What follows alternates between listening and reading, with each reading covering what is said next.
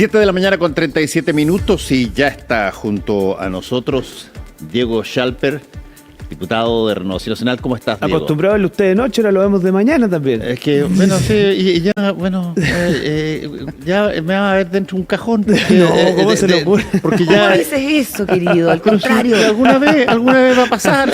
Bueno, ahí no lo vamos a ver. Yo espero que pase cuando uno está en este tránsito activo. Muy digamos. activo usted, muy activo. Sí, muy activo. La mañana activa mucho. ¿Cómo está, bien, Diego? Muy bien, buenos felicitarlos días. por este espacio, realmente muy incidente. Muchas gracias. Y Diego. partamos, si le parece, por esto último que estábamos comentando, el no acuerdo en la comisión mixta para poder legislar sobre los 2 días de votación, que además tenía que ver con el monto que se le devuelve a los candidatos por voto, pero sobre todo con el monto que tienen que pagar las personas de multa si es que no concurren a votar en un contexto de votación obligatoria. ¿Cómo lo ha visto esto?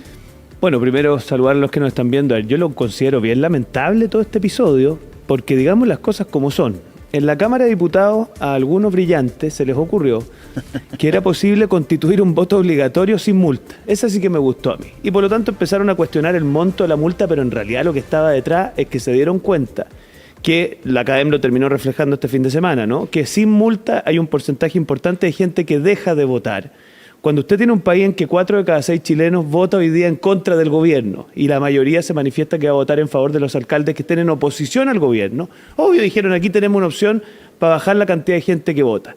Y la brillantez del Senado, porque esa fue la brillantez, Fernando, de la Cámara, la brillantez del Senado que se dieron cuenta que podían separar a los migrantes de aquellos que no pagaban multa, o sea, que el padrón de migrantes que va a votar era un elector sin multa. Y empezaron con todo este chamullo entre ciudadanos y electores, que es una cuestión que por lo demás no tiene asidero jurídico. Entonces, yo creo que todavía están a tiempo, y en eso creo que la ministra Toá es la que ha dado el tono correcto, de decir, paremos este triste espectáculo y pongamos obligación con multa para todos por igual, que es lo que por lo demás hacen todos los países relativamente sensatos.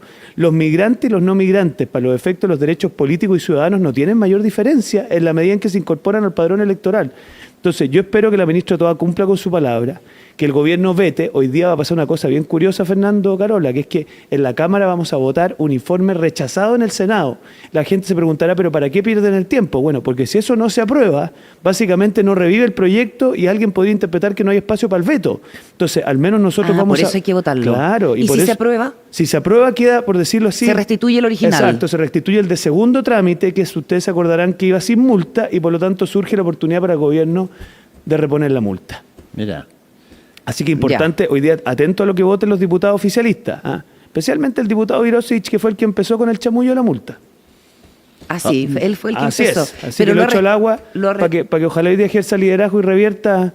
Las cosas se hacen por aquellos, o sea, se deshacen por aquellos que las hacen. Ya, pero igual es una discusión pública, ¿o no? Exacto. Ya. El senador Insulza insistía en que el argumento era plausible, que en el fondo el voto tiene que ser obligatorio y que la gente concurra por una cuestión de compromiso republicano, no porque hay una amenaza de multa. Ese es el argumento que han levantado. Mire, cuando uno quiere tratar de justificar lo injustificable, siempre encuentra un argumento.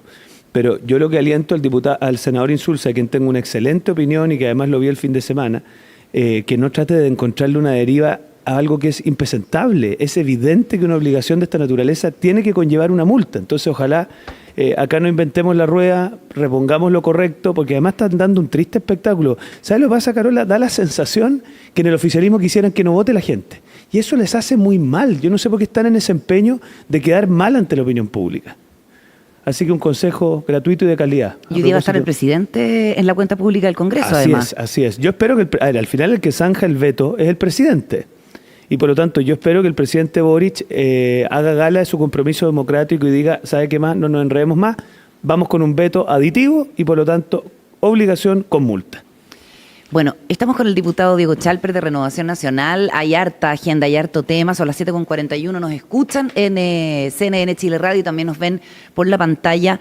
Hay una situación compleja con el alza de las cuentas de la luz y desde la oposición se ha, anunciado que el ministro de Energía, Diego Pardow, ya no es el interlocutor con el que se tiene que seguir avanzando en esta problemática que tanto afecta a la ciudadanía. ¿Usted lo encuentra competente al ministro Pardow? Porque hace un tiempo decía que sí. Mire, nosotros tomamos una decisión, Carola. que es que nos podemos quedar en la lógica de buscar responsabilidades o tratar de contribuir a la solución. Y usted se habrá dado cuenta que Renovación Nacional no se sumó a la carta donde pedíamos, por decirlo así, la salida del ministro Pardo. Yo creo que el presidente tendrá que juzgar si el ministro Pardo es competente o no. Nosotros al menos quisimos incorporarnos a la mesa técnica, estamos contribuyendo con propuestas, ahí el diputado José Miguel Castro está haciendo su aporte y ya vendrá el tiempo de las evaluaciones. Si el gobierno quiere persistir en ministros que no dan el ancho, es un problema del gobierno, pero al menos lo que... Pero no lo entiendo, entonces, ¿el ministro de Energía actual no da el ancho para la negociación? No, eso, mire, eso lo juzgará el presidente Boric. Nosotros tenemos que entendernos con la gente que el presidente Boric pone, porque acá hay una cuestión muy de fondo, que es que la gente necesita respuestas en un tema dramático, especialmente las pymes, que hemos hablado. ¿Quién no poco da el ancho? Me perdí ahí. No, a ver, yo no me voy a pronunciar respecto de si el señor Pardo da o no da el ancho. Eso será un problema del presidente Boric. Él es la persona que han puesto como interlocutora. Nosotros como Renovación dijimos este tema es tan grave y tan urgente que preferimos estar del lado de la contribución. Nos hemos incorporado a la mesa técnica, estamos haciendo nuestras propuestas. Y no apoya la interpelación entonces. Bueno, yo no la apoyé desde el minuto cero, así que... Y solamente... Imagínese usted la gente con las alzas, las cuentas de la luz hasta el cogote y nosotros con un espectáculo de interpelar al ministro, donde usted y yo sabemos que las interpretaciones en Chile son como los contratos de adhesión. No hay mucho margen para hacer algo efectivamente Pero me imagino que eso se razonable. lo dice a sus socios de la UDI, de las bancadas de la oposición también. Mire, ¿no? yo se lo digo al que me quiera escuchar. La verdad que en el fondo mi punto es el siguiente. La gente está hasta el cogote de ver peleas políticas que no redundan en mejores condiciones en su vida cotidiana. Y aquí hay un tema real. La cuenta de la luz va a subir. Después veremos si el 2022 el gobierno cometió una opción correcta en insistir en el congelamiento, que creo que es lo que produjo este desborde de la famosa deuda. ¿Y usted lo encuentra correcto o incorrecta esa decisión? Yo la voté, yo me abstuve en esa votación porque me parecía que el 2022, habiéndose cumplido el requisito de que se alcanzó 1.350.000 millones de deuda, era el momento para descongelar, porque si no esto se nos iba a disparar. Pero obviamente ¿Y por qué se abstuvo y no votó en contra? Mire, porque porque mire, la verdad es que me parecía que el gobierno tenía que tomar una decisión políticamente difícil. Yo no la quería acompañar, pero también en esas cosas uno tiene que ser prudente de no pretender sacar rentabilidades políticas de momentos difíciles. A ver, déjame hacerte una pregunta sobre un hecho que es innegable cada vez que hay elecciones potentes en un país que está turbulento. ¿Usted encuentra que está turbulento? Yo encuentro que está turbulento el mundo. Yo hace rato que vengo diciendo de que lo que está crispado es el mundo y nosotros somos una parte de eso. Pero somos una turbulencia menor, dice usted. No, somos una turbulencia fuerte, pero parte de un estado humano alterado.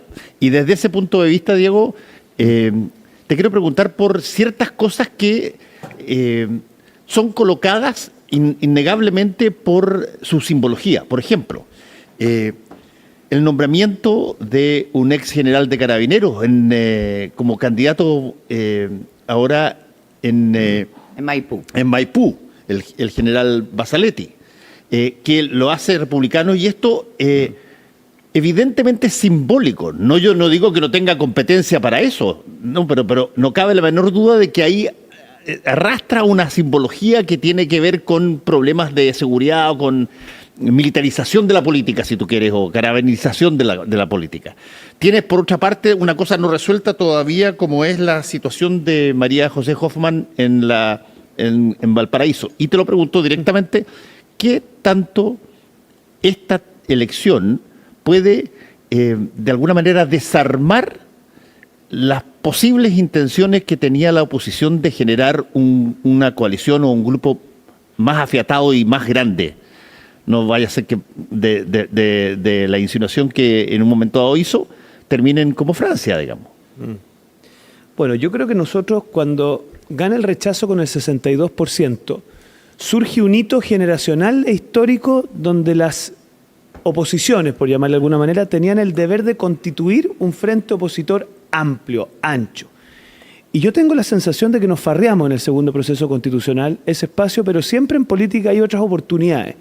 Yo respecto a la negociación municipal, Fernando, prefiero esperar la foto final, pero endosarle la responsabilidad a las directivas de que ese 62% se tiene que ver expresado en candidatos únicos que sean capaces de congregar ese arco.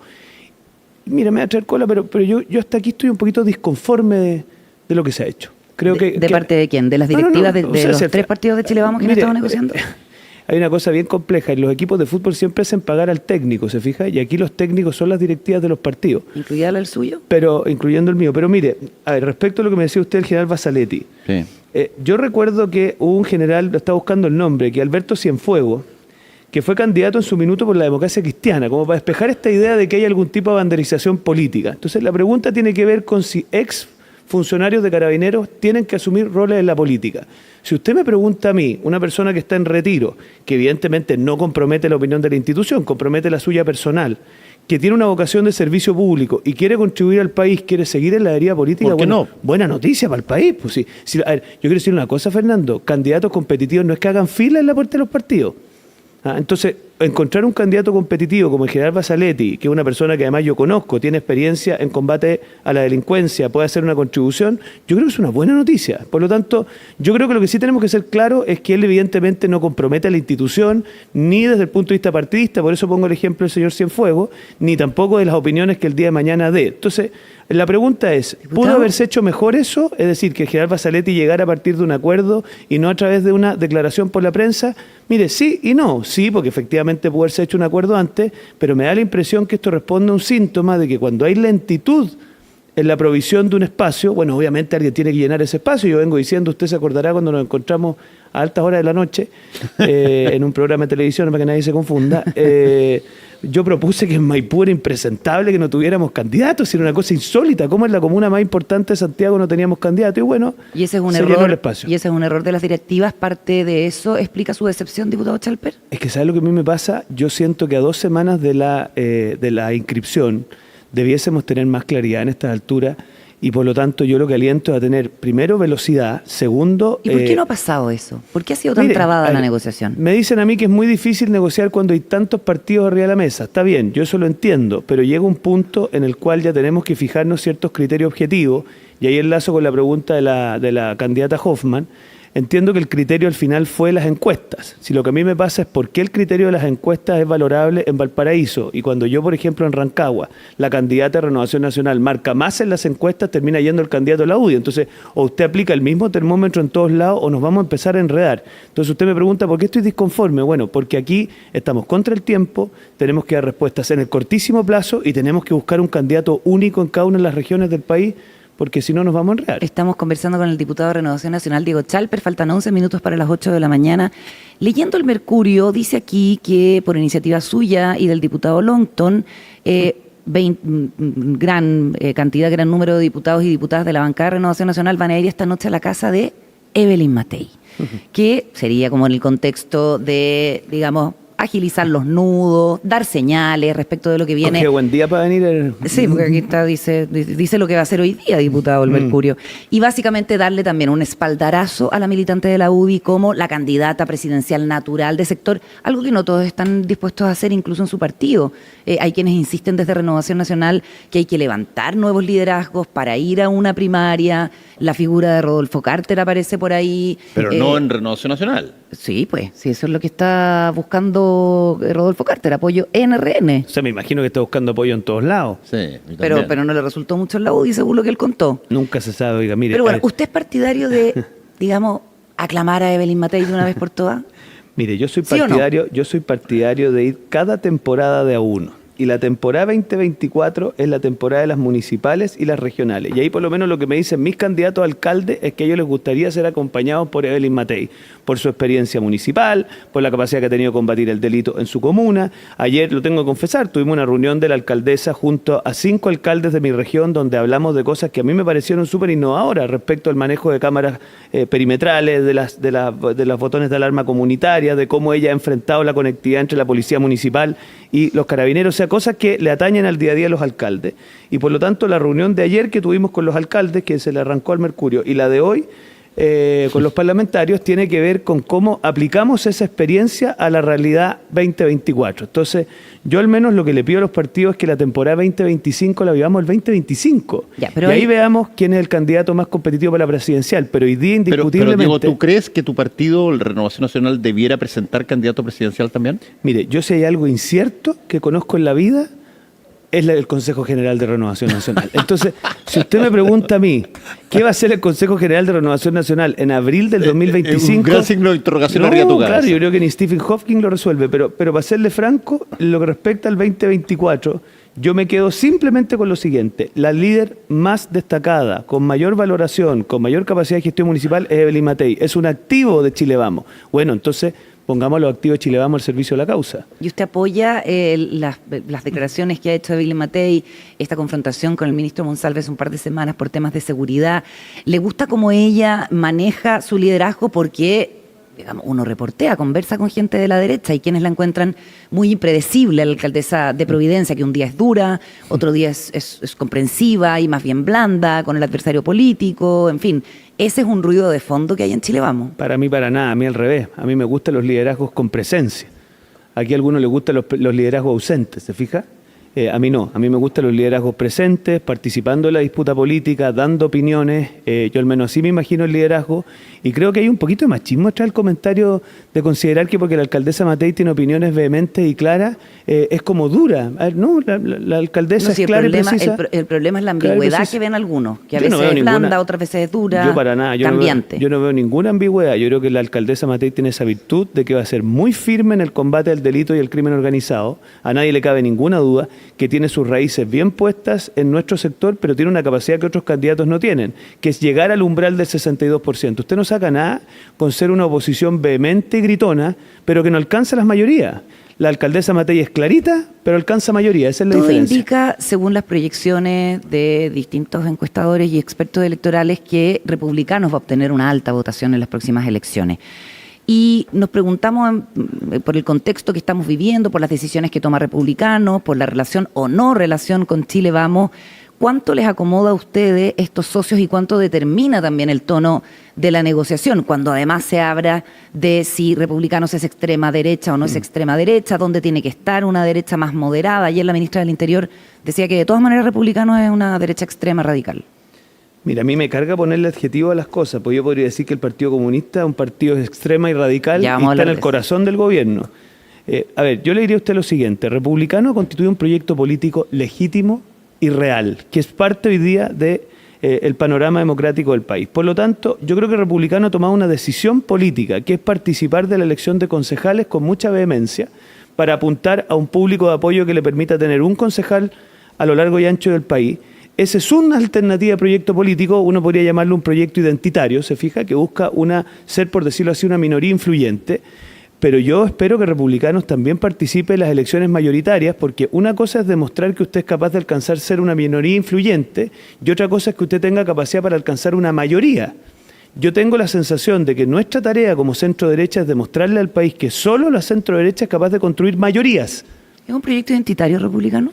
Yo diría que ellos apuntan a ser un grupo influyente que se construye hoy día en la municipal desde los concejales, teniendo un concejal por comuna. Un proyecto identitario. Un proyecto que apunta a ser no sé si testimonial, una minoría influyente. Ahora, Diego Chalper, el fracaso de la gobernabilidad que tuvo el Partido Republicano en el segundo intento de generar una constitución no es algo que ha afectado a ese partido dentro de la derecha. Tenía todo para hacer una constitución nueva y fíjate, el país la votó en contra de nuevo. Y así como vinieron todos los sopapos por todas las cosas que hubo en la primera convención, yo he escuchado bastante poco respecto de quién dominaba la segunda. Mire, el Frente Amplio, ¿se acuerda usted que daba diagnósticos de todo? Y cuando le tocó gobernar lo hizo muy mal porque apareció lo que se llama el contrafactual. Yo creo que en el Partido Republicano en el segundo proceso pasó algo parecido, porque ellos también decían poder conducir todo, pero cuando se pusieron en posición de conducir, su resultado fue el que conocemos. Entonces, ¿por qué es valioso eso? Porque enfrentado usted al contrafactual, usted ya no puede decir lo que quiere. Y yo tengo la sensación que el incremento sostenido en las encuestas de Evelyn Matei tiene que ver con que el electorado de derecha quiere ganar la próxima elección y se da cuenta que es el liderazgo de Evelyn Matei el que logra ganar. Y yo tengo la sensación de que eso es lo que tiene hoy día a Evelyn Matei también encumbrada y por lo tanto nos pone a nosotros la responsabilidad de construir un proyecto que sea mayoritario y que además ofrezca gobernabilidad. Fernando, yo veo con preocupación el que no entendamos que aquí no se trata solo de ganar la elección, sino cómo ofrece usted un proyecto de futuro que le dé identidad a la centro derecha y que le dé gobernabilidad al país. Y creo que en eso está Evelyn Matei con Chile desde las comunas y otras iniciativas en las que está trabajando. ¿Y el Partido Republicano ofrece gobernabilidad? Yo creo que el Partido Republicano tiene un desafío de demostrar que su proyecto político es capaz de alcanzar mayorías. Hasta aquí yo tengo la sensación de que ha logrado construir una cosa que tiene sustancia, que tiene fuerza, pero que yo no sé si es capaz de construir mayoría. Son las 7 de la mañana con 57 minutos, estamos con el diputado de Renovación Nacional, Diego Chalper. ¿Cómo ha visto la controversia a partir de este allanamiento en Villa Francia entre el Partido Comunista y sus aliados del gobierno, Diego? Mira, a mí cuando escuchaba ayer a la diputada Pizarro hablar de que aquí había un montaje, me di la lata de meterme en el diccionario de la Real Academia Española para buscar qué significa montaje, ¿no? Y montaje es aquello que aparenta ser cierto sin serlo. Y para mí el único montaje que estoy viendo es la pertenencia del Partido Comunista al gobierno. Porque ahí tiene una cosa que aparenta ser de corazón real, pero en el fondo hay una cosa que es instrumental, que no tiene vocación de someterse a cosas mayoritarias y que está dispuesto a torear al gobierno de manera permanente. Piense usted que el Partido Comunista calificó de negacionista al presidente cuando dio un discurso en el funeral del presidente Piñera. En su minuto cuando dijo vamos a revocar las pensiones de gracia a maldad, dijeron que lo iban a llevar a la Corte Interamericana de Derechos Humanos. Después, en su minuto, cuando el gobierno dispuso por primera vez el estado de excepción en la macrozona sur, lo calificaron de querer seguirse sumando a lógicas de militarización. O sea, el Partido Comunista es un partido de oposición, pero que está en el seno del gobierno. Entonces uno al final se pregunta, bueno, ¿cuánto más eso es sostenible? El presidente Boric no puede seguir siendo, auditores, el guaripola de la lucha por la democracia en el continente y tener en el corazón del gobierno un partido abiertamente antidemocrático. Porque me dice usted, ¿qué pretende? ¿En qué sentido antidemocrático? A ver, yo no puedo pretender creer que a esta altura un partido que pretenda justificar que en una zona, podrá ser simbólica y lo entiendo, hay armamento de ese calibre, no lo condenen con vehemencia y aparezcan como intentando decir, mire, esto debieron habernoslo avisado. Yo no sé si Lautaro Carmona pretendía, porque él pedía transparencia, que le avisaran de antemano el allanamiento. O sea que hoy día hay que pedirle permiso al Partido Comunista para hacer un operativo policial por parte de la Fiscalía. Entonces, todo este episodio da cuenta de un partido con lógicas muy curiosas. Yo espero que el presidente Boric tome nota de esto. Yo me doy cuenta que ayer cuando la senadora Bodanovich sale a marcar distancia, porque el Partido Socialista se está dando cuenta que en este cóctel en el que está metido, la gente cada vez va a votar menos por los sectores moderados. Ni quiero pensar lo que está pasando en la cabeza de Alberto Undurraga, porque yo le pregunto al votante demócrata cristiano, ¿va a votar por Iracy Hasler en Santiago? Cuando Iracy Hasler pertenece a un partido que es capaz de dar este espectáculo ante la opinión pública. Entonces yo creo que hoy día el problema... ¿Pero no cree que en el PC hay una división cada vez más notoria? O sea, yo esas cosas las podrán hacer analistas muy sofisticados. Yo lo que veo es que el presidente del PC pedía transparencia y la ministra Toá, me parece bien, le contesta haciéndole el desglose del armamento encontrado. Y usted ve que la reacción del presidente del PC no es decir, chuta, si estábamos en presencia de algo realmente grave, ahora, qué bueno el operativo, sino que siguen insistiendo en que aquí ha habido un montaje. Sí, es una cuestión muy grave, Fernando. Diego, hay una cosa que es un estándar ya hace muchísimo tiempo, varias décadas. Yo que soy más viejito, lo he visto varias veces. Por ejemplo, te voy a poner un ejemplo. Durante la época de la Unidad Popular, aparecen dos fracturas del partido más grande de Chile.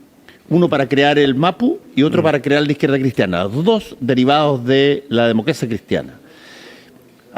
Cuando yo estaba en la revista Análisis, yo era redactor político de la revista Análisis, yo me tenía que entender con 6 secretarios generales del Partido Socialista. Pero... cada uno con nombre o con apellido de los nombres. Ok. Ahí sí que se necesita análisis. Por cierto, y era una cosa que había que hacerlo porque había una decisiones, claro. De pronto aparecen cosas que eran medias anormales, como por ejemplo la concertación. 16 partidos que se ponen de acuerdo en una situación y gobiernan durante una cantidad enorme de años. Y de nuevo estamos volviendo a fragmentaciones de partidos grandes.